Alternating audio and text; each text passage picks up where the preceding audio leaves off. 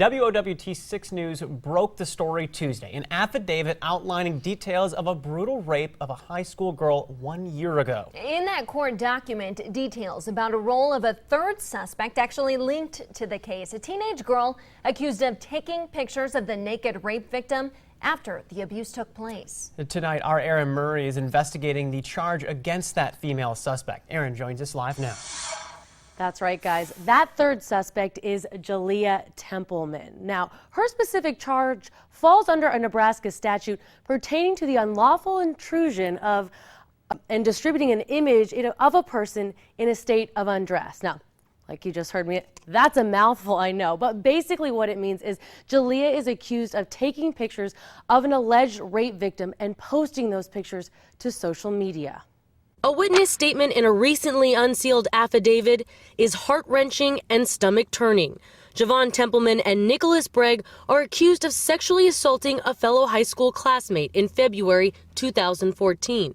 The affidavit says at one point, the victim, who was unconscious after consuming drugs and alcohol, was taken to Templeman's home.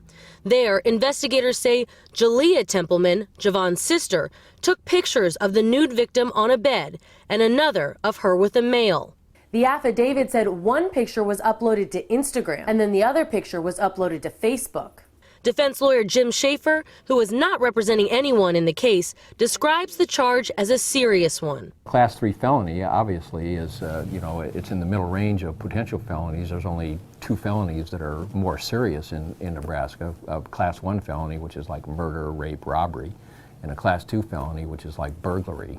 This charge is considered a Class 3 felony, and basically 2 things need to be proven.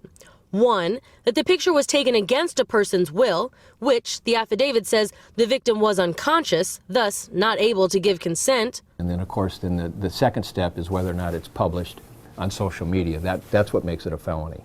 A felony that could land Jalea 1 to 20 years in prison if convicted.